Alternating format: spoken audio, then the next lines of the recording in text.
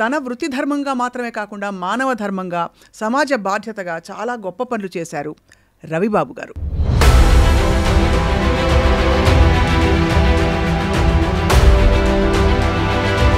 అసలు చిన్నప్పుడు మీకు క్లియర్ విజన్ ఉండేదా ఐఏఎస్ ఆఫీసర్ అవ్వాలని? మొట్టమొదటిసారిగా మా తండ్రి గారు నాకు ఇచ్చినటువంటి స్ఫూర్తి డాక్టర్ కావాలని చెప్పేసి. నేను ఎంత కష్టపడ్డా కూడా మా నాన్నగారి కోరిక నేను తీర్చలేకపోయాను. సమాజానికి ఒక మంచి పేరు, గుర్తింపు తెచ్చుకోవాలి అన్న ఉద్దేశంతో నేను ఈ కాంపిటేటివ్ ఎగ్జామ్స్ రాయటం ప్రారంభించాను. ఒక వివక్షపూరిత ధోరణి ఉండేదా సమాజంలో? లేదు, ఉండేది. మరోవైపు స్థిరపడాలని తల్లిదండ్రులు చెప్తారు కదా, అంటే ఫైనాన్షియల్ ఇండిపెండెంట్, ఉద్యోగం తెచ్చుకోవాలి. Very crucial decision. ఒక ఐపీఎస్ ట్రైనీ వారు ఈ మాటల సందర్భంలో వాట్ ఇస్ యువర్ ఆప్షన్స్ అని అడిగారు. ఇప్పుడు నేను బోటనీ జువాలజీ అన్నాను. No it's a wrong choice.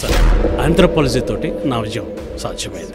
ఆ టైంలో మీరు ఐఏఎస్కి సెలెక్ట్ అయ్యారు అనగానే మైండ్ స్టేట్ ఎలా ఉండేది అప్పుడు? రిజల్ట్స్ కూడా ఇమీడియట్గా నేను చూసుకోలేదు. ఆఫ్టర్ 1 వీక్ తర్వాత నేను గ్రూప్ 1 సర్వీస్కి డిప్యూటీ కలెక్టర్గా సెలెక్ట్ అయ్యానని 1 వీక్ తర్వాత తెలిసింది. సివిల్ సప్లైస్ డిపార్ట్మెంట్లో చేశారు. అలాగే అనేక మంచి కార్యక్రమాలు మీ ద్వారా జరిగాయి, బోల్డ్ అవార్డులు అందుకున్నారు. బాగా చేయాలనేటువంటి ఉత్సాహం ఉన్నటువంటి అధికారులకి ప్రతి పోస్ట్ కూడా ఒక ఛాలెంజింగ్ పోస్ట్ అండి. Achievement and personal fulfilment sir ఈ మొత్తం జర్నీలో. 33 సంవత్సరాలు మీరు. ముఖ్యంగా ఈ పట్టణాభివృద్ధిలో నేను చాలా సంతృప్తికరమైనటువంటి రిజల్ట్స్ నేను తీసుకొచ్చాను. విజయవాడ సిటీ రూపురేఖలు మార్చాం. దాదాపు 8,000 హౌసెస్ మనం పూర్ పీపుల్కి JNNRM కింద మేము కట్టాము. జస్ట్ ఒక 10% మాత్రం మిగిలిపోయింది. అప్పుడు ఆర్థికంగా మున్సిపల్ కార్పొరేషన్ నుంచి అంత సదుపాయం లేదు. కాంట్రాక్టర్స్కి బిల్స్ పెండింగ్ ఉన్నాయి. కార్పొరేషన్ బ్యాంక్ చైర్మన్ గారిని కలవటం జరిగింది. అది మణిపాల్లో ఉండేది. కర్ణాటక రాష్ట్రం వెళ్ళి చైర్మన్ గారు అపాయింట్మెంట్ తీసుకొని నేను కలిసి ఆయనకు ఒక ప్రజెంటేషన్ ఇచ్చాను.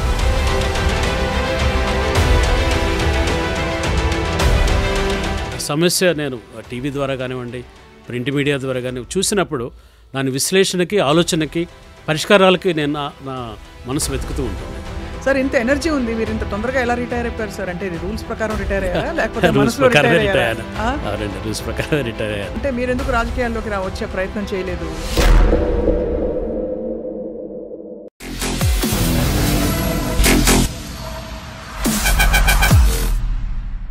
అందరికీ నమస్కారం and welcome to this candid conversation. తెరపై ఉండే హీరోలని చాలా సందర్భాల్లో మనం కొనియాడుతాము, వాళ్ళ గొప్పతనాన్ని మనం చర్చించుకుంటూ ఉంటాం. కానీ తెర వెనక ఉండి, సమాజం నడుమ ఉండి, తెర మీద కనిపించకుండా చాలా సేవలు అందించిన గొప్ప హీరోల గురించి మాట్లాడడం కదా. ఇవాళ అటువంటి హీరో గురించి మాట్లాడబోతున్నాం. ఇండియన్ అడ్మినిస్ట్రేటివ్ సర్వీస్, ఐఏఎస్ అనగానే ఎక్కడ లేని జోష్ వచ్చేస్తుంది అందరిలో. అలాంటిది కుటుంబ నేపథ్యం ఎలా ఉన్నా కూడా అన్ని సవాళ్లను ఎదుర్కొని ఐఏఎస్లోకి అడుగుపెట్టి అనేక గొప్ప పదవులని అలంకరించి, ఆ తర్వాత ఆ పదవులలో తన వృత్తి ధర్మంగా మాత్రమే కాకుండా మానవ ధర్మంగా, సమాజ బాధ్యతగా చాలా గొప్ప పనులు చేశారు రవిబాబు గారు. ఇప్పుడు రిటైర్డ్ ఐఏఎస్గా వారి కళని మరింత ముందుకు తీసుకెళ్ళడానికి సిద్ధమవుతున్నారు. నేను రిటైర్ అయిపోయి ఇంకా ఇంటి పట్టున ఉండడం కాదు, సమాజం మధ్య ఉండి ఇంకా సేవ చేయాలంటున్నారు. వారి ప్రయాణం ఎలా కొనసాగింది? Let's meet this real hero Ravibabu గారు. నమస్కారం సార్. నమస్కారం సార్. ఐఏఎస్ అనగానే మాకు అలా ఉత్సాహం వచ్చేస్తుంది. సో మీరు ఎలా ఫీల్ అవుతారు ఒక ఐఏఎస్ ఆఫీసర్గా? ఇట్స్ ఏ గ్రేటెస్ట్ డ్రీమ్ అండి. ఒక గొప్ప కళ, భారతదేశంలో అత్యున్నతమైన సర్వీస్. అవును. సో ఆ సర్వీస్కి ఒక సామాన్య కుటుంబం నుంచి వెనక్కి అవ్వటము, మా సర్వీసెస్ ఇవ్వటము నా అదృష్టంగా భావిస్తున్నాను. Sir, before we talk about your journey IAS ఆఫీసర్గా, అసలు చిన్నప్పుడు మీకు క్లియర్ విజన్ ఉండేదా ఐఏఎస్ ఆఫీసర్ అవ్వాలని? బికాజ్ మామూలుగా డాక్టరు, పోలీసు ఇలా నార్మల్గా అనుకుంటారు పిల్లలు. అవునండి. అంటే మొట్టమొదటిసారిగా మా తండ్రి గారు నాకు ఇచ్చినటువంటి స్ఫూర్తి డాక్టర్ కావాలని చెప్పేసి వారు నన్ను చాలా ప్రోత్సహించారు. సో ఆ జర్నీలో నేను ఎంత కష్టపడ్డా కూడా మా నాన్నగారి కోరిక నేను తీర్చలేకపోయాను. So doctor కాలేకపోయాను. తర్వాత నేను అనుకోకుండా మా నాన్నగారి యొక్క సంతోషం కోసం ఒక గొప్ప పని సాధించాలి, సమాజానికి ఒక మంచి పేరు, గుర్తింపు తెచ్చుకోవాలి అన్న ఉద్దేశంతో నేను ఈ కాంపిటేటివ్ ఎగ్జామ్స్ రాయటం ప్రారంభించాను. సార్, ఇప్పుడు వెనుకబడిన తరగతులకు కానీ, దళితులకు కానీ ప్రాతినిధ్యం ఇంకా మరింత పెరిగింది గత 1-2 దశాబ్దాలలో. మీరు ఉన్నప్పుడు అంటే మీరు పెరుగుతున్నప్పుడు దళితులకి ఎటువంటి అవకాశాలు ఉండేవి? మీరు దళిత కుటుంబం నుంచి వచ్చారు కాబట్టి అడుగుతున్నాం సార్. ముఖ్యంగా ఆ రోజుల్లో రిజర్వేషన్ సిస్టమ్ చక్కగా ఇంప్లిమెంట్ అయింది. స్కాలర్షిప్స్ ఉన్నాయి. సో అడ్మిషన్స్ కూడా ఈజీగా దొరికేవి. అవును.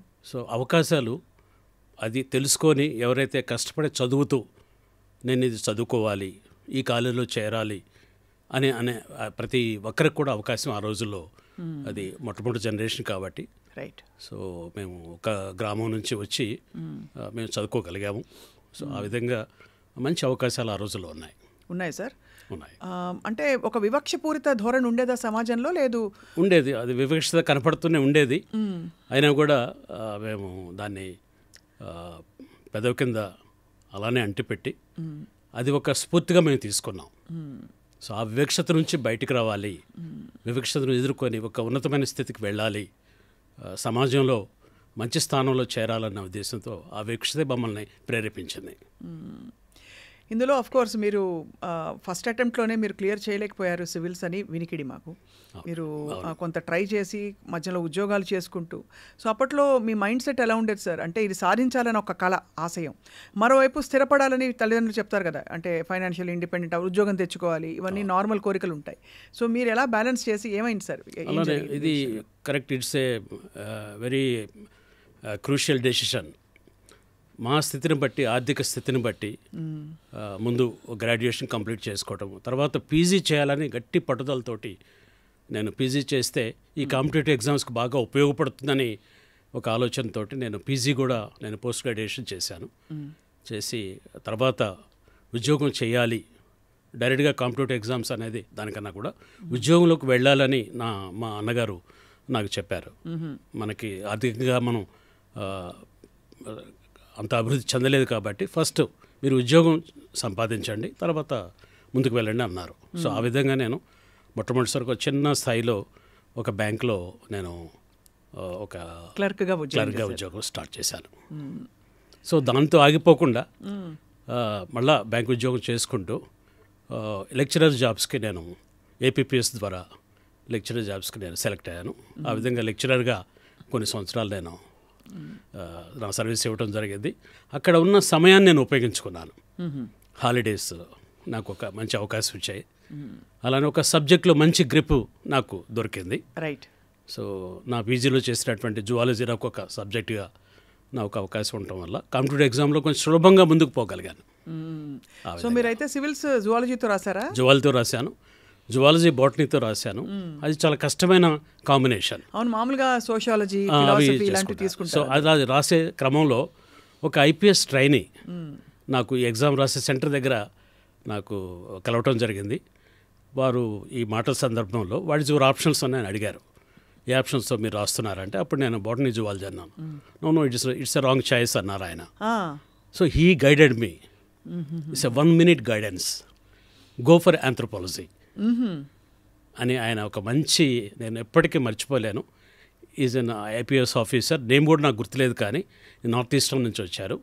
So he guided me 1 minute guidance. It's a divine guidance for me. So anthropology తోటి నా విజయం సాధ్యమైంది. ఎస్. ఎలా సార్ సివిల్స్ క్లియర్ చేస్తారా ఫస్ట్ అటెంప్ట్లోనే? నేను గ్రూప్ వన్లో సెలెక్ట్ చేసుకున్నాను. అక్కడ నుంచి నేను సివిల్స్కి వచ్చాను. Okay sir, amazing. అసలు అంటే ఆ టైంలో మీరు ఐఏఎస్కి సెలెక్ట్ అయ్యారు అనగానే వాట్ వాజ్ యువర్, మీరు ఐఏఎస్ ఆఫీసర్గా మీ మైండ్ స్టేట్ ఎలా ఉండింది అప్పుడు? పేరెంట్స్ ఏమన్నారు? సర్వీసెస్లో అదొక కళ అండి, సర్వీసెస్లోకి రావటం అనేది. సో యాక్చువల్గా నేను ఆ రోజుల్లో రిజల్ట్స్ కూడా ఇమీడియట్గా నేను చూసుకోలేదు. ఆఫ్టర్ 1 week తర్వాత నేను గ్రూప్ 1 సర్వీస్కి డిప్యూటీ కలెక్టర్గా సెలెక్ట్ అయ్యానని నాకు ఒక 1 week తర్వాత తెలిసింది. So it was amazing experience. సరే సార్, మీరు సివిల్ సర్వెంట్ అయిన తర్వాత ఆబ్వియస్లీ చాలా పదవులు, మీరు ఇంక్లూడింగ్ విజయవాడ మున్సిపల్ కమిషనరు, ఇలాంటి గొప్ప గొప్ప పదవుల్ని అలంకరించారు కదా సార్. మోస్ట్ మీకు చాలా సవాళ్ళు విసిరిన పొజిషన్ ఏమిటి? బికాజ్ మీరు సివిల్ సప్లైస్ డిపార్ట్మెంట్లో చేశారు, అలాగే అనేక మంచి కార్యక్రమాలు మీ ద్వారా జరిగాయి, బోల్డ్ అవార్డులు అందుకున్నారు. What was the most challenging role for you? Civil సర్వీసెస్లో బాగా చేయాలనేటువంటి ఉత్సాహం ఉన్నటువంటి అధికారులకి ప్రతి పోస్ట్ కూడా ఒక ఛాలెంజింగ్ పోస్ట్ అండి. అది మంచి ప్రైవేట్ పోస్ట్ కావచ్చు, లేకపోతే మామూలు సాధారణమైన పోస్ట్ కావచ్చు. కానీ దానిలో ఉన్నటువంటి బాధ్యతల్ని మనం బాగా నిర్వర్తించి ప్రజలకి సేవ చేయొచ్చు అనేటువంటి ఆలోచన ఉంటే అది ప్రతి ఒక్కటి కూడా ఛాలెంజ్గా ఉంటుంది. సో దాంట్లో మనం సేవలు చేయొచ్చు. ఈ క్రమంలో సార్ మీకు అంటే వ్యవస్థలో చాలా ఒత్తిళ్ళు ఉంటాయి. ఒక్కొక్కసారి అంటే వ్యక్తులతో నిమిత్తం లేకుండా అడుగుతున్నాను నేను మామూలుగా. అలాంటప్పుడు మీరు ఎలా డెసిషన్ తీసుకునేవారు? ఎలా లోబడి ఉండి but at the same time ఎక్కడ మీ ఇండివిజువాలిటీ కోల్పోకుండా నిర్ణయాలు తీసుకోవడం అని ఆ క్రూషియల్ పాయింట్ దగ్గర ఎలా బ్యాలెన్స్ చేశారు? అవునండి, ఈ పాలసీ మేకింగ్లో ఇది చాలా కీలకంగా ఒక స్ట్రగుల్ లాగా ఉంటుంది. ఒక పక్కన మన హైరప్స్ని మనం వారి అనుకూలంగా వారి ఆదేశాల అనంగా మనం ఈ కార్యాన్ని ముందుకు తీసుకువెళ్ళాలి. అట్ ది సేమ్ టైం ఈ పాలసీలో ఇంప్లిమెంట్ చేసేటప్పుడు సవాళ్ళను ఎదుర్కొంటూ ఈ బెనిఫిట్ తగిన వ్యక్తులకు వెళ్తుందా లేదా, ఆ టార్గెట్ గ్రూప్కి చేరుతుందా లేదా అనేది కూడా ఆలోచిస్తూ మేము ముందుగా 2-3 సార్లు మంత్రి గారికి కానివ్వండి, పై ఉన్నటువంటి వారికి దాని యొక్క పూర్తి వివరాలు నేను ఎక్కువగా వారికి అర్థమయ్యేటట్టుగా నేను చెప్పడం జరుగుతుంది. అదేవిధంగా నేను ఫైల్లో కూడా దాన్ని విపులంగా వ్రాసి వారి అనుమతి తీసుకొని నేను ఈ కార్యాలు చేయడానికి వెళ్తూ ఉండేవాడిని. సార్ మీ ఫ్యామిలీలో మీరు కాకుండా ఎవరైనా వచ్చారా సార్ పబ్లిక్ సర్వీస్లోకి? ఇలాగా పబ్లిక్ సివిల్ సర్వీసెస్ వైపు రాలేదండి. జనరల్ సర్వీసెస్లో మా అన్నగారు చీఫ్ ఇంజనీర్ ఏపీ జెన్కోలో పనిచేశారు. సో అదేవిధంగా నా సోదరుడు కూడా ప్లానింగ్ డిపార్ట్మెంట్లో అడిషనల్ డైరెక్టర్గా ఉన్నారు.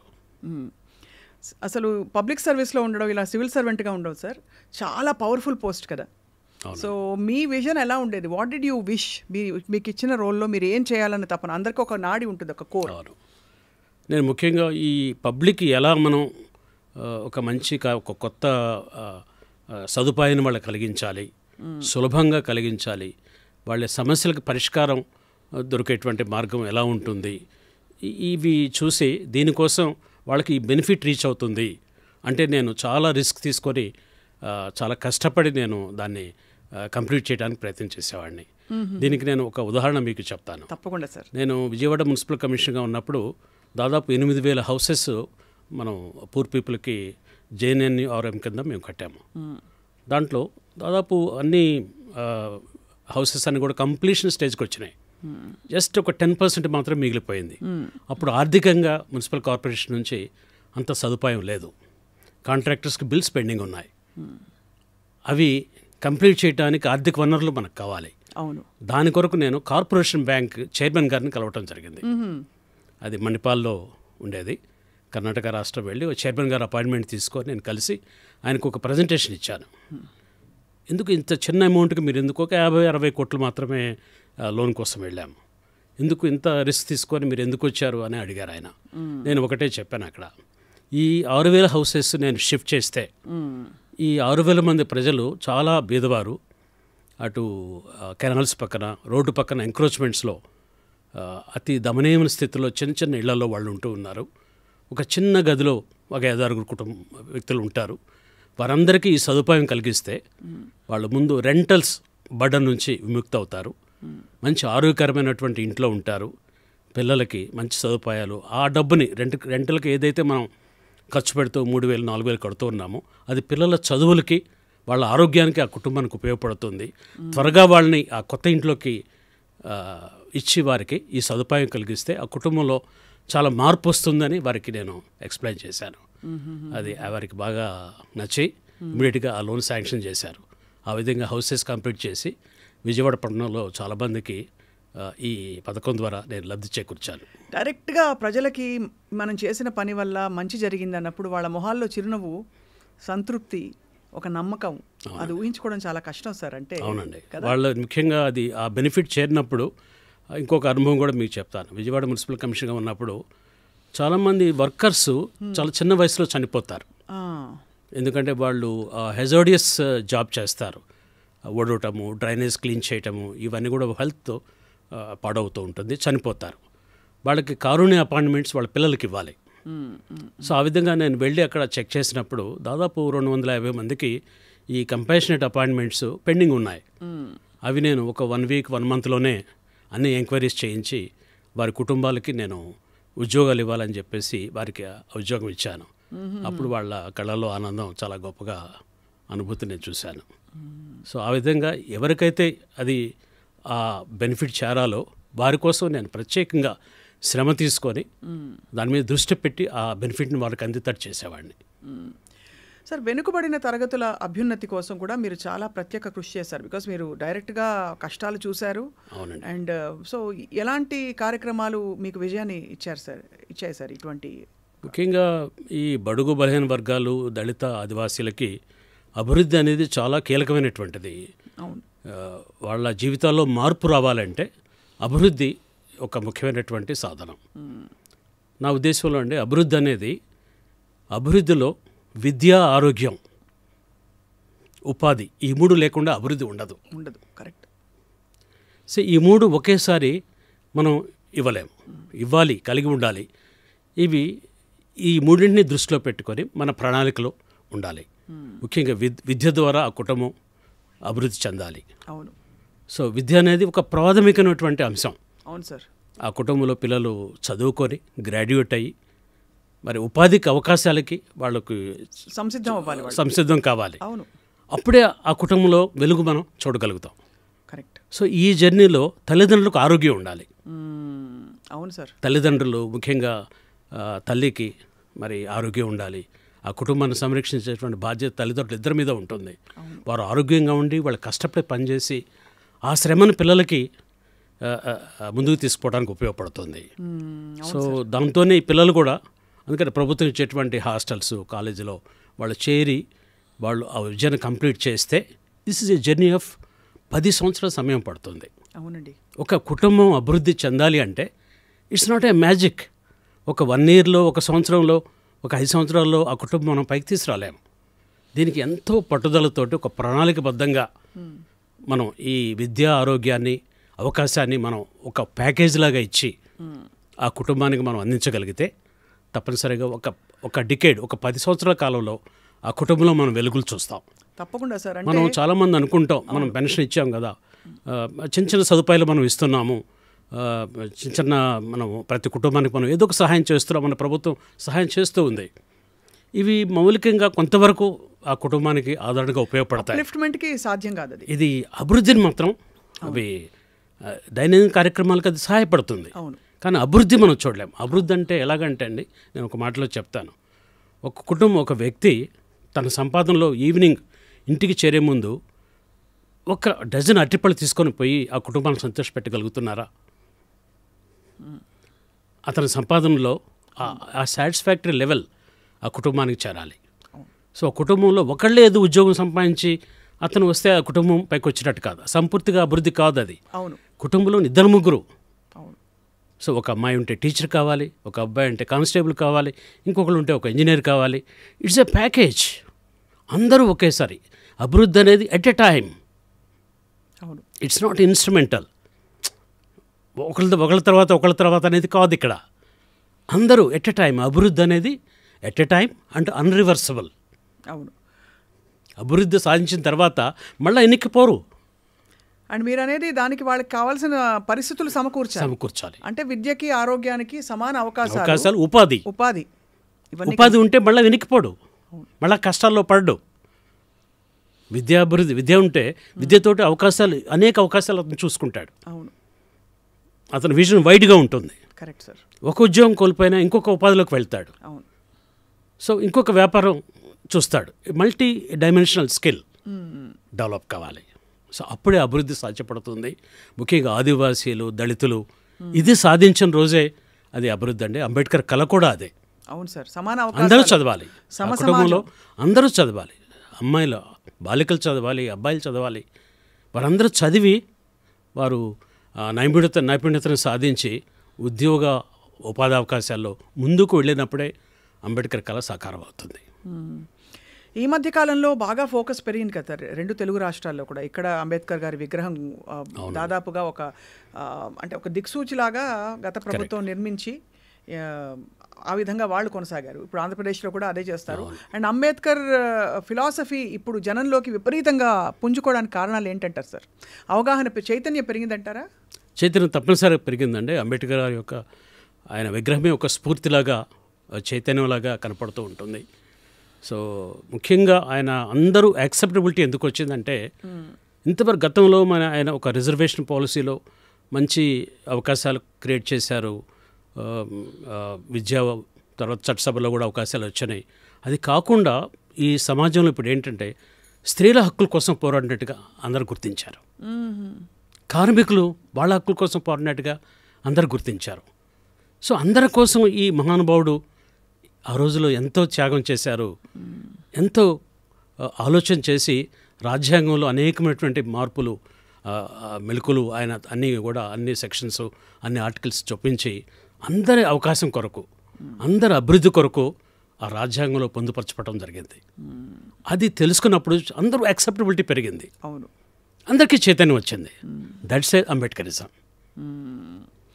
ఆ చైతన్యం ఇప్పుడు బాగా కనిపించి మనకి ప్రాతినిధ్యం కూడా అదే విధంగా కనిపించడం ఆశాజనకంగా ఉంది సార్. ఎందుకంటే మీరు అన్నట్టుగా అందరూ నిజంగా ముందరికి కదులుతున్న పరిస్థితులు చాలా చోట్ల చూస్తున్నాం మనం. వెదర్ రాజకీయ ప్రాతినిధ్యం కావచ్చు, చట్టసభల్లో. అది సార్ మీరు తల్లిదండ్రులు ఎంత పాటు పడతారో అని చెప్పారు. మీ తండ్రి గారు మీకోసం చాలా కష్టపడ్డారు కదా సార్ మీరు? అవునండి, తప్పనిసరిగా ఆయన మర్చిపోలేను వారి కష్టం. అంటే అందరూ తండ్రులాగా ఇంట్లో కూర్చొని కొడుకు అభివృద్ధి ఊహించుకునే తండ్రి కాదు. ఆయన ముందుగా నడిచి నాకు ఒక ద్రోవ వేశారు. ప్రతి కాలేజ్ అడ్మిషన్కి ఆయన ముందు వెళ్ళి ప్రిన్సిపాల్ దగ్గర నుంచునేవారు, నన్ను వెనక నుంచో పెట్టేవారు. ప్రతి స్కాలర్షిప్ అప్లై చేయమని అప్లికేషన్ ఫామ్ తీసుకొచ్చేవాళ్ళు.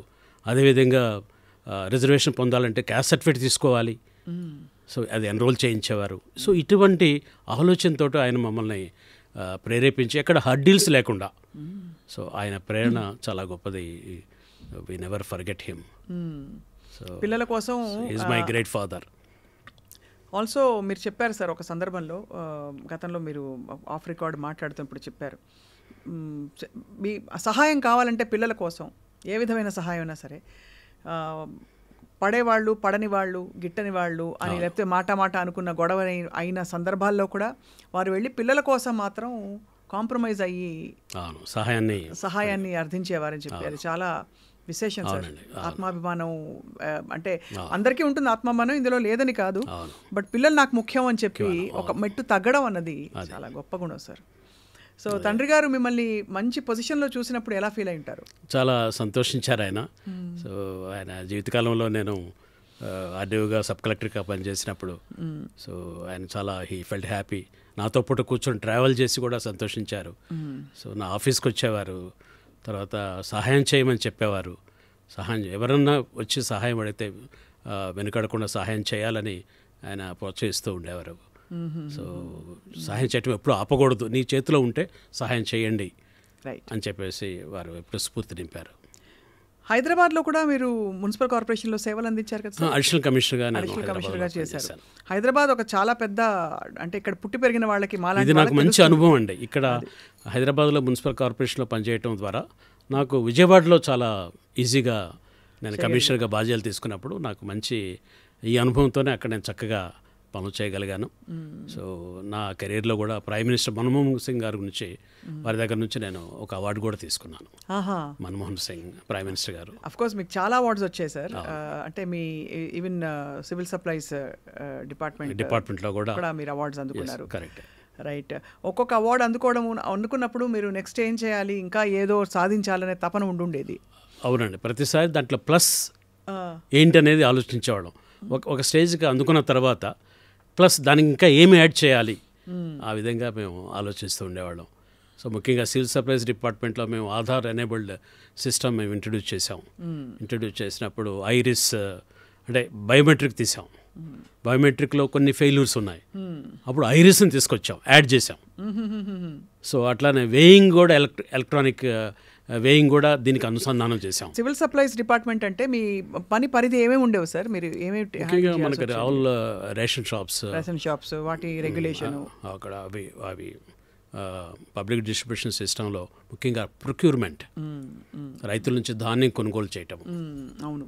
సో తర్వాత సపోర్ట్ ప్రైస్ వారికి అందేటట్టు చూడటం, సో ఇట్లా నిత్యావసర సరుకులు ప్రజలకు అందించటం.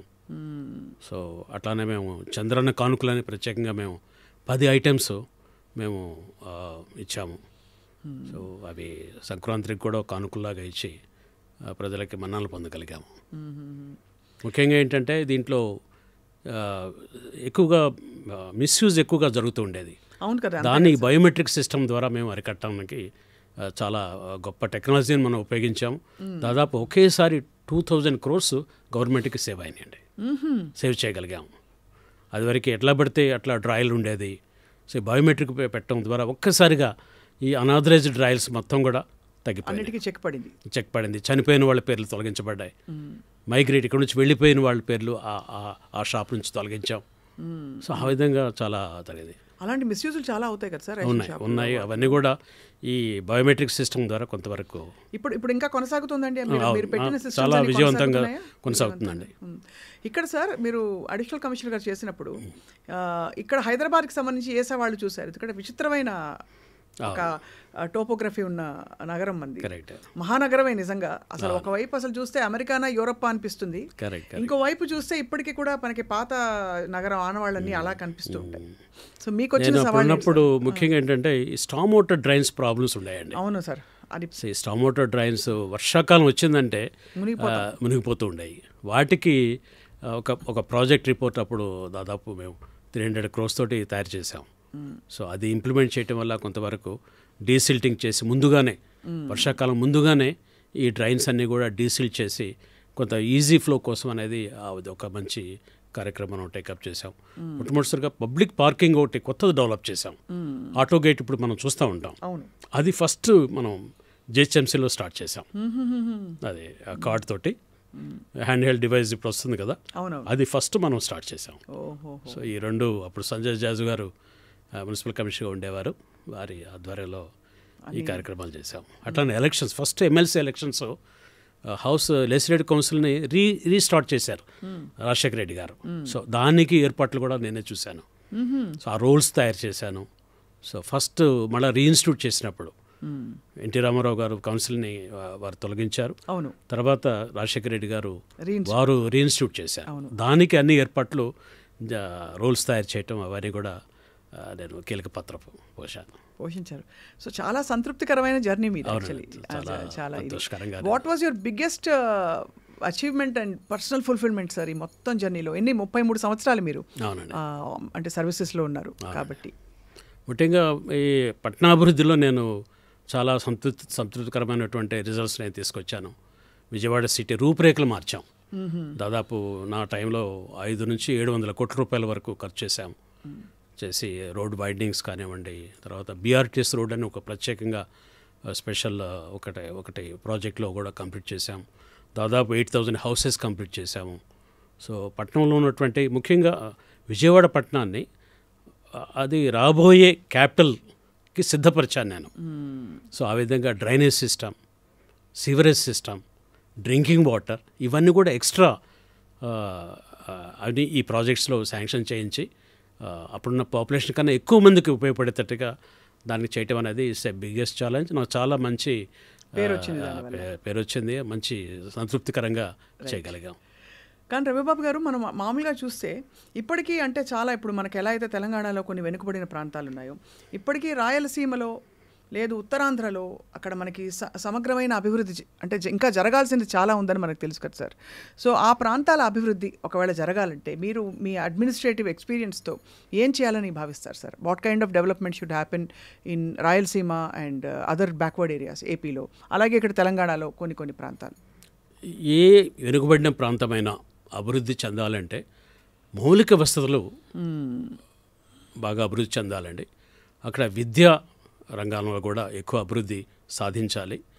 అట్లానే విద్య సాధించిన తర్వాత ఉపాధి అవకాశాలు పెంచడానికి మనం అక్కడ కొన్ని ప్రత్యేకమైనటువంటి పరిశ్రమలు కానివ్వండి, అనుబంధ సంస్థలు కానివ్వండి. సో ఎప్పుడైతే మౌలిక వసతులు పెంచుతామో ఈ ఇన్ఫ్రాస్ట్రక్చర్తో పెంచుకుంటూ పోతే అక్కడ అభివృద్ధి స్టార్ట్ అవుతుంది. అవును, అక్కడ కొత్త ప్రాజెక్ట్స్ వస్తాయి, అది ఇరిగేషన్ పొటెన్షియల్ ఉంటే ఇరిగేషన్ పొటెన్షియల్ వస్తుంది. పారిశ్రామిక పరంగా అక్కడ నియరెస్ట్ పోర్ట్స్ కానీ నియరెస్ట్ రైల్వే నెట్వర్క్ కానీ ఉంటే అక్కడ పరిశ్రమలు రావడానికి ఎక్కువగా ఉంటుంది. అట్లా కాకుండా న్యాచురల్ రిసోర్సెస్ దాన్ని ట్యాప్ చేయాలి. అవును. సో అవి ట్యాప్ చేస్తే తప్పనిసరిగా తక్కువ సమయంలో మనం అక్కడ అభివృద్ధి సాధించవచ్చు. సో ఇవి ట్యాప్ చేయటానికి ముఖ్యంగా మౌలిక వసతులతోటి ప్రారంభం కావాలి. అవును, ఎకోసిస్టమ్ క్రియేట్ కావాలి. Ride and rail network, so అది స్టార్ట్ చేయాలి. సో ఇరిగేషన్ పొటెన్షియల్ ఉంటే దాన్ని ప్యారలల్గా మనం స్టార్ట్ చేయాలి. సో రైతులకి అక్కడ రైతు కూలీలకి అవకాశాలు మెండుగా వస్తాయి. అట్ ది సేమ్ టైం ఇంత అభివృద్ధి చేసేటప్పుడు మరి విద్యా అవకాశాలు కూడా పెంచాలి. అవును, పెంచితే అప్పుడు క్విక్గా develop. It's at a time madam. అవును, ఇవన్నీ కూడా ఒకటి తర్వాత ఒకటి చేసుకుంటే కాదు, ఇది కాంప్రహెన్సివ్గా మనం ఆలోచించే పాలకులు. సో దీని అన్నిటి కూడా ఒక్కో దానికి బేస్ చేసుకొని ఇంటర్ రిలేటెడ్గా అన్నీ ఒకేసారి ముందుకు తీసుకుపోతూ ఉంటే సడన్గా మనకి అభివృద్ధి కనపడుతుంది. అవును, it's just like sunrise. మనం రాత్రంతా కష్టపడి వెయిట్ చేస్తూ ఉంటాం, ఎర్లీ మార్నింగ్ ఒక్క క్షణంలోనే సూర్యుడు ఉదయిస్తాడు. అదేవిధంగా మనం ఈ వెనుకబడి ప్రాంతాల్లో మౌలిక వసతులు, అట్లానే విద్యకు సంబంధించినటువంటి ఇన్స్టిట్యూషన్స్, అట్లా న్యాచురల్ రిసోర్సెస్ని మనం ట్యాప్ చేయడం కోసం అక్కడ గనులుంటే గనులు, లేకపోతే మరి ఏమి ఉన్నాయో అవన్నీ చూసి వాటికి తగిన విధంగా అభివృద్ధి పరచడానికి. సో ఇవన్నీ ఒకేసారి ప్లాన్ చేసి మనం ప్రభుత్వం ఒక ప్రణాళికబద్ధంగా ముందుకు వెళితే చాలా తక్కువ సమయంలో ఆ వెనుకబడిన ప్రాంతాన్ని మనం ఆ మ్యాప్ నుంచి తీసేయచ్చు. అవును, వెనుకబడి ప్రాంతంగా కాకుండా ఇట్స్ ఏ డెవలపింగ్ ఏరియాగా మనం మార్చేయచ్చు. అందరి దృష్టి ఎక్కడ మనం పెట్టాలి. అందరి దృష్టి అటువైపు వెళ్ళాలంటే అందరి దృష్టితో అక్కడ పనిచేయాలి. అంతే, అందరి దృష్టి అక్కడ పెట్టి పనిచేయాలి. అవును సార్. సో ఆ విధంగా సమగ్రమైనటువంటి అభివృద్ధికి సాధ్యపడుతుంది. సాధ్యమండి, చేయగలం. సార్, ఇంత ఎనర్జీ ఉంది, మీరు ఇంత తొందరగా ఎలా రిటైర్ అయిపోయారు సార్? అంటే ఇది రూల్స్ ప్రకారం రిటైర్ అయ్యారా లేకపోతే రూల్స్ ప్రకారం రిటైర్ అయ్యాను? అవునండి, రూల్స్ ప్రకారం రిటైర్ అయ్యాను. మేబీ మరి ఆ రోజుల్లో కొంచెం నా ఏజ్ అది ఎక్కువ వేసారేమో తెలియదు, కానీ సో సంభవ్ ఎర్లీగా రిటైర్ అయ్యాము. సో ఇంకా ఎనర్జీ ఉంది. నెక్స్ట్ అని ఎప్పుడైనా ఆలోచిస్తారా సార్ మీరు? అంటే మీరు ఎందుకు రాజకీయాల్లోకి వచ్చే ప్రయత్నం చేయలేదు? అంటే చేస్తామండి, ఉత్సాహం ఉంది. సో ప్రోత్సహిస్తే తప్పనిసరిగా ప్రజాసేవలోకి నిరంతరం పనిచేయాలని చెప్పేసి వారి అభివృద్ధికి కొత్త ప్రణాళికలు తీసుకొచ్చి తక్కువ సమయంలో వారిని అభివృద్ధి చేయడానికి చాలా ఎనర్జీ ఉపయోగించాలని చెప్పేసి నాకు ఉత్సాహంగా ఉంటుంది. అవకాశం, ప్రోత్సాహం ఇస్తే నేను ప్రజల్లోకి వెళ్ళి ప్రజల కొరకు నేను కష్టపడి పనిచేసి ప్రజాస్వామ్యమైన అభివృద్ధిని మనం చాలా ఫాస్ట్ ట్రాక్లో, త్వరితగతిలో ఈ అభివృద్ధిని ప్రజాస్వామ్య ప్లాట్ఫామ్లో మనం తీసుకురావచ్చు. అందులో మీకు చాలా కృషి చేస్తాను. క్షేత్రస్థాయి అనుభవం ఉంది మీకు. అవునండి. అంటే మామూలుగా రాజకీయాల్లోకి వచ్చిన వాళ్ళకి అంత అనుభవం ఇలాంటివి ఉండవు. ఏదో పొలిటికల్ ఇంజనీరింగ్ ఉంటుంది కానీ మనకి డెవలప్మెంటల్ ఇంజనీరింగ్ పెద్ద పట్టు ఉండదు. కరెక్ట్. మీకేమో చాలా అసలు మీ కోర్ ఏరియా అదే. అదే sir. So we wish to see you in politics. Thank you madam. And ఇంకొకటి సార్, ఒక సున్నితమైన ప్రశ్న. మామూలుగా బ్యూరోక్రాట్స్కి ఉండే ఒక అపకీర్తి, హై లెవెల్ ఆఫ్ కరప్షన్ ఉంటుంది బ్యూరోక్రాట్స్ అందరిలో ఏదో ఒక లెవెల్ ఆఫ్ ఇదేంటి. బట్ హ్యాజ్ ఇట్ ఎవర్, అంటే మీరు ఒక ఇబ్బందికర పరిస్థితిలోకి వచ్చి అలాంటి ఒత్తిళ్ళు మీ మీద ఎప్పుడైనా వచ్చాయా? అవన్నీ మేము సున్నితంగా నేను తప్పుకొని పక్కకెళ్ళిపోయానండి. కానీ అది ఎందుకు సార్? దాన్ని మారాలంటే ఏం చేయాలి? Because such a prestigious position ఇది, సర్వీస్ ఇది. కొంచెం అంటే సంశయం పాటించాలి. ముఖ్యంగా ప్రజల అభివృద్ధిని మనం దృష్టిలో పెట్టుకొని, కుటుంబ శ్రేయస్సును దృష్టిలో పెట్టుకొని, కుటుంబ శ్రేయస్సు, రైట్. సో ప్రజల అభివృద్ధి, అవకాశాలు చేజార్చుకోకుండా అది నేను కంటిన్యూస్గా నేను పనిచేయాలి, కంటిన్యూస్గా నాకు అవకాశం ఉండాలి, నా కుటుంబ శ్రేయస్ ఇంపార్టెంట్ అని ప్రజలు నేను ఈ విధంగా నేను త్రోవ తప్పితే ప్రజలకు సేవ చేసే అవకాశం పోతుంది. అవును. సో అవన్నీ కొంచెం సెన్సిటైజ్గా, ఇంటర్నల్ సెన్సిటైజేషన్ ఉండాలి ఆఫీసర్స్కి. Internal sensitisation, social responsibility, family responsibility also equally important. Absolutely sir. So ఇవి ఉంటే తప్పనిసరిగా ఇవి మనం జస్ట్ ట్యాకిల్ చేసుకుని పక్కకెళ్ళిపోవచ్చు. సార్, ఇవి కాకుండా మీ హాబీస్? మీరు చదువుతారా? పుస్తకాలు, మ్యూజిక్ చదువుతాను. ముఖ్యంగా న్యూస్ పేపర్స్ ఎక్కువగా చదవటము, విశ్లేషించటము, ఆలోచించటమే నాకు ఎక్కువగా ఒక సమస్య. నేను టీవీ ద్వారా కానివ్వండి, ప్రింట్ మీడియా ద్వారా కానీ చూసినప్పుడు దాని విశ్లేషణకి, ఆలోచనకి పరిష్కారాలకి నేను నా మనసు వెతుకుతూ ఉంటుంది. పరిష్కారాలను వెతికేటువంటి మనసు నాకు. ఒక సమస్య నాకు కనపడితే దానికి ఇన్స్టెంట్గా పరిష్కారం ఎలా, దీనికి ఏ విధమైన పరిష్కారం మనం చూపించవచ్చు అనే ఆలోచన ఎప్పుడు తప్పకుండా ఉంటూ ఉంటుంది. సో అదే నా హ్యాబీ. చదువుతూ ఉంటాను. సో ప్రింట్ ఎలక్ట్రానిక్ అంటే లైవ్గా సమాజంలో మనం ఉండాలి అంటే లైవ్గా జరుగుతున్నటువంటి పరిస్థితుల్ని ఎప్పటికప్పుడు తెలుసుకుంటూ అటు టీవీ ద్వారా కావచ్చు, పత్రికల ద్వారా కావచ్చు, లైవ్గా మనం సమాజంతో పాటు మనం లైవ్గా ఉండి ఆ సమస్యలకి పరిష్కారం మన వంతు కృషి చేయడానికి కూడా మనం ఆలోచన చేస్తూ ఉండాలనేదే. అధికారిగా ఏదో రిటైర్ అయ్యి ఇంట్లో కూర్చోటం అది నాకు పెద్దగా ఇష్టం ఉండదు. దానికి మళ్ళా నా వంతు పరిష్కారాలు ఎలా చేయగలము, అవకాశం ఇస్తే ఎలా చేద్దాం అనే ఆలోచన ఎక్కువగా నన్ను ప్రేరేపిస్తూ ఉంటుంది. ఇప్పుడు దేశంలో ఉండే పోకళ్ళు ఎలా ఉన్నాయి సార్? అంటే రాజకీయాల్లోకి వెళ్లకుండా పోకళ్ళు ఆఫ్ ఇప్పుడు మనకి చాలా పెద్ద పెద్ద నిర్ణయాలు జరిగిపోయాయి. ఒక డిమానిటైజేషన్ జరిగింది, నల్లధనాన్ని వెనక్కి తీసుకొచ్చే ఒక కార్యక్రమం మొదలుపెట్టారు, రామమందిర నిర్మాణం జరిగింది. ఇవన్నీ కూడా ఎటువైపు వెళ్తున్నాయి? కామన్ సివిల్ కోడ్ అంటున్నాము. సో వాట్ ఈస్ యువర్ మీ ఆలోచన ఏంటి దీనిపై సార్? ఒకటండి, మనకి ఇవన్నీ కూడా చూసినప్పుడు కాన్స్టిట్యూషన్ ఈజ్ ఇది హోప్. ఈ కాన్స్టిట్యూషన్ తప్పనిసరిగా ఇవన్నీ మంచి వైపు నడిపించగలదు. మంచికి ఈ కాన్స్టిట్యూషన్ ఒక అర్థంలాగా కనపడుతుంది. It will protect the people. అవును, ఇట్ విల్ ప్రొటెక్ట్ ది ఎటువైపు జరిగినా కూడా, ఎటువైపు ప్రజలకి సర్వీసెస్ రాకుండా ఉన్నటువంటి పరిస్థితుల నుంచి చక్కబెట్టడానికి ఈ కాన్స్టిట్యూషన్ మనకు ఉపయోగపడుతుందండి. అది నాకు చాలా ఆశాభావం. ఎందుకంటే అంబేద్కర్ గారు ఆ కాన్స్టిట్యూషన్లో ప్రజాస్వామ్యకి ఇచ్చినటువంటి విలువలు చాలా గొప్పగా ఉన్నాయి. దీంట్లో ఒక ప్రత్యేకత ఏమిటంటే ఈ మన కాన్స్టిట్యూషన్లో దాంట్లో సంక్షేమము, అభివృద్ధి రెండు ఇంటర్నల్గా ఉంటాయి. అవును, సంక్షేమం చాలా కీలకం కదా సార్. ఇది కాన్స్టిట్యూషన్లో ఇన్బిల్ట్ మెకానిజం. ఈ రెండు మనకు పూలదండ కనపడుతుంది, కానీ లోపల ఒక దారం ఉంటుందనేది మనం కట్టిపెడుతుంది. అదేవిధంగా మన కాన్స్టిట్యూషన్ కూడా ఈ ప్రజాస్వామ్య విలువల్ని కాపాడుతూ అది ముందుకు తీసుకుపోతుంది. ఈ దేశానికి తప్పనిసరిగా మంచి మార్గాన్ని ఇస్తుంది. అప్పుడప్పుడు చిన్న చిన్న డీవియేషన్స్ ఉన్నా కూడా it will correct it self. అంటే మన కోర్సు, మన ప్రయారిటీస్, మన అజెండా దేశానికి ఏమిటి అనే కోణం నవతరం నవ పొలిటీషియన్స్గా వచ్చేవారు దీన్ని చాలా అధ్యయనం చేసుకోవాలి. దేశానికి ఎటువంటి దార్శనికతతో కూడినటువంటి నాయకత్వం కావాలి అనేది యువ నాయకుల మీద ఆధారపడింది. అవును, వారు గట్టిగా ఈ ప్రజాస్వామ్య విలువల్ని, మన రాజ్యాంగాన్ని దృష్టిలో పెట్టుకొని వాళ్ళు ఆశయాలు ముందుకు తీసుకుపోతే ఇది సాధ్యం. Finally sir, I would like to ask you, మీరు చాలామంది ఇటువంటి మార్గంలో నడుస్తూ మీలాగా మంచి ఐఏఎస్ ఆఫీసర్ అవ్వాలంటే, లేదు సివిల్ సర్వీసెస్లో ఐపీఎస్ వాట్ ఎవర్ సేవలు అందించాలంటే వాళ్ళకి మీరు ఇచ్చే సూచన, సలహా ఏంటి సార్? తప్పనిసరిగా అండి, ఇది ఒక యువతరం వాళ్ళు చదువుల్లో ఉన్నప్పుడే ఒక గోల్గా పెట్టుకొని దానికోసం పట్టుదలతో చదివి, ముఖ్యంగా ఆశయం కోసం, అంటే మనం ఈ సివిల్ సర్వీసెస్ సాధించేది ఏదో ఫైనాన్షియల్గా పైకి వస్తామని, స్థిరపడతామని అలా కాదు. దాంతోపాటు సేవలు చేయొచ్చు, ఉత్తమమైన సేవలు అందించడానికి, సమాజంలో ఉన్నటువంటి రుగ్మతల్ని తగ్గించడానికి. సో ఇది మంచి ఆయుధంగా ఉపయోగపడుతుంది.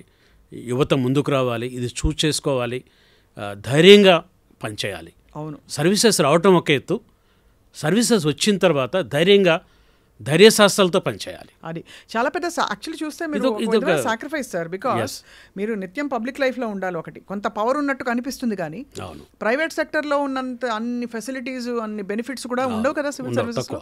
జీతాలు కానీ వాట్ ఎవర్ చాలా మోడరేట్గానే ఉంటాయి కదా సార్. అవును, బట్ ఇట్స్ ఎ గుడ్, మంచి శాలరీస్ ఉన్నాయి, మంచి పే కమిషన్ ఉంది. సో అన్ని సదుపాయాలు భారత ప్రభుత్వం ఇస్తుంది.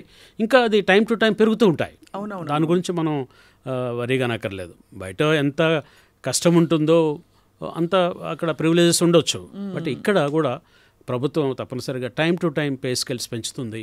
అన్ని సదుపాయాలు దీంట్లో ఉంటాయి, అన్ని రిలాక్సేషన్స్ ఉంటాయి. సో మంచి సౌకర్యాలు మన సర్వీసెస్లో కూడా ఉంటాయి. ముఖ్యంగా వచ్చే కొత్త నవతరానికి ఆఫీసర్స్ దీంట్లో సెలెక్ట్ కావటమే కాకుండా, సెలెక్ట్ అయిన తర్వాత ధైర్యంగా పనిచేయాలి, సాహసోపేతమైన నిర్ణయాలు తీసుకోవాలి, దీన్ని అధ్యయనం చేయాలి, మీ ఇంటెలిజెన్స్ తోటి మీ మీద ఉన్నటువంటి ప్రభుత్వ నేతల్ని మీరు కన్విన్స్ చేయాలి, వారిని ఒప్పించాలి. ఈ పాలసీల మీద మంచి చెడ్ల వరకు క్లియర్గా మనం వారి ముందు పెట్టి వారి సలహాలు తీసుకొని మార్పులు చేర్పులు చేసి ప్రజలకు ఎట్ లార్జ్ మంచి జరుగుతుంది అనే నిర్ణయాలకి ధైర్యంగా తీసుకోవాలి. మీరంటే of course your standing example of అంటే how you steered your journey sir, మీరు కావాల్సినవన్నీ ఇంప్లిమెంట్ చేసుకుంటూ. So finally focused energy not just civil సర్వీసెస్లోనే కాకుండా యువత మోటివేటెడ్గా ఎల్లప్పుడూ ఒక సోషల్ కాన్షియస్నెస్తో వాళ్ళని ఎందుకంటే ఇప్పుడు అందరూ ఈ ట్యాబ్లు సోషల్ మీడియా ప్రభావంలో కొట్టుకుపోతున్నారనే ఒక ఆందోళన కలుగుతుంది కదా సార్, వాళ్ళకి ఏం చెప్తారు సార్? సో టెక్నాలజీ మీరు ఉపయోగించుకోవాలి, టెక్నాలజీ మనం నేర్చుకోవాలి, బట్ హ్యూమన్ డెవలప్మెంట్కి ఎంత అది ఉపయోగపడుతుందో మనం అది ఎలా విధంగా హ్యూమన్ డెవలప్మెంట్కి ఉపయోగించాలి, హ్యూమన్ రిలేషన్స్కి ఎలా ఉపయోగపడుతుంది, హ్యూమన్ ఫేస్ నిలబెట్టాలి. అవును, ఈ టెక్నాలజీలో హ్యూమన్ ఫేస్ కొట్టుకుపోకూడదు. అవును, హ్యూమన్ ఫేస్ ఎప్పుడు ప్రివైల్ కావాలి. మానవ సంబంధాల్లో అన్నిట్లో కూడా. తర్వాత ఈ టెక్నాలజీ ఈ అభివృద్ధికి ఉపయోగపడాలి, బీదత్వాన్ని పారదోలటానికి ఉపయోగపడాలి, మంచి ఆరోగ్యం ఇచ్చేటట్టుగా ఉండాలి. సో ఈ రుగ్మతులన్నీ కూడా తొలగించి, సపోజ్ మెడికల్ ఫీల్డ్ ఉందండి, సో ఈ టెక్నాలజీ తోటి క్విక్ ఇన్వెస్టిగేషన్, ట్రాన్స్పరెంట్ ఇన్వెస్టిగేషన్, అట్లనే ఈ ఫార్మసీ క్వాలిటీ చెక్, ఈ క్వాలిటీ చెక్ని మనం టెక్నాలజీ ఉపయోగించాలి. ఇప్పుడు చాలామంది బాధపడుతున్నాం, అన్ని ఫ్యూరియస్ ట్యాబ్లెట్స్ అంతా మరి ప్రపోర్షనేట్స్లో ఉండలేదు, అన్ని సైడ్ ఎఫెక్ట్స్ ఇవన్నీ మనకు కనపడుతున్నాయి. వీటన్నిటికీ చెక్ పెట్టాలంటే టెక్నాలజీ, ఆ విధంగా మనం అనుసంధానం చేయాలి. టెక్నాలజీ ఒకే విధంగా వెళ్ళిపోవటం, ఇదొక వెళ్ళిపోవటం కాదు, ప్రతి డెవలప్మెంట్కి ఇది ఇంటరాక్ట్ చేసి మంచిని మనం త్వరగా ప్రజలకు ఇవ్వగలగాలి. అవును, అది ఇదేదో వేరే ప్రపంచానికి తీసుకువెళ్తుంది కాదు, ఉన్న ప్రపంచాన్ని చక్కగా మార్చడానికి ఈ టెక్నాలజీ ఉపయోగపడాలి. ముఖ్యంగా హెల్త్ ఫీల్డ్, అవును, ఎడ్యుకేషన్ ఫీల్డ్, సో వీటిలో ఇది చాలా అనుసంధానమై ఉండాలి.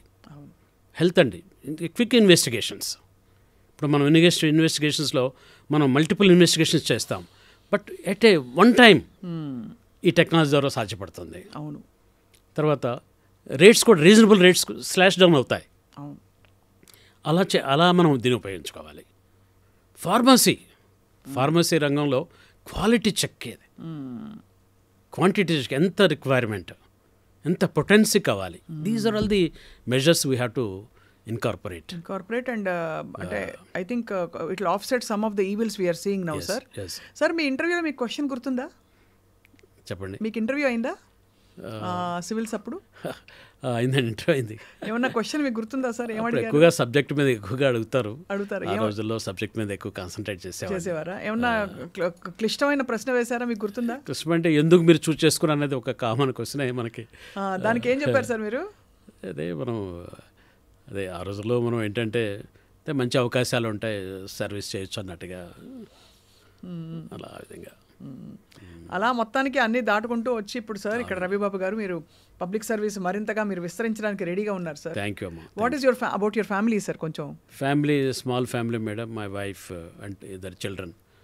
So my wife beautiful wife, ఆమె చాలా మాకు సహకరిస్తూ, సో ఆమె కూడా షీఈ్ ఆల్సో ఎంప్లాయ్, టీచింగ్ ఫీల్డ్లో ఉన్నారు. వారు మాకు ఎప్పుడు ఫ్యామిలీని బాగా ఎక్కువగా మోటివేట్ చేస్తూ పిల్లలు మన ముందుకు తీసుకువెళ్తూ ఉన్నారు. పిల్లలు ఇటువైపు వచ్చారా సార్ సివిల్ సర్వీస్? లేదండి, వాళ్ళు జస్ట్ ఐటీ రంగంలో ఉన్నారు, విదేశాల్లో ఉన్నారు. Wonderful sir. చాలా అంటే ఎంతమంది మీలాంటి గ్రేట్ ఆఫీసర్స్ పాటుపడితే ఈరోజు మనకు ఒక సేమ్ సొసైటీ, ఒక ఇన్ఫ్రాస్ట్రక్చర్, ఒక ఎకోసిస్టమ్ ఉందో, it's hard to imagine. Thank you so much for all the great work you've done sir, and we wish to see you spreading your wings further and serving the society. Thank you madam, thank you so much. Thank you. I dream యజమానానికి ప్రత్యేకంగా ధన్యవాదాలు తెలియజేస్తున్నాను. ఈ platform ద్వారా ప్రజలందరితో మాట్లాడటానికి, నా అనుభవాలని పంచుకోవటానికి, ముఖ్యంగా ఇది నాకు సహాయపడుతున్నందుకు ప్రత్యేకంగా ఇది వీక్షించే ప్రతి ఒక్కరికి నేను ధన్యవాదాలు తెలియజేస్తున్నాను. ఐ డ్రీమ్ వారికి ప్రత్యేకంగా ధన్యవాదాలు తెలియజేస్తూ సెలవు తీసుకుంటున్నాను. So kind of you sir. Thank you. Thank you madam.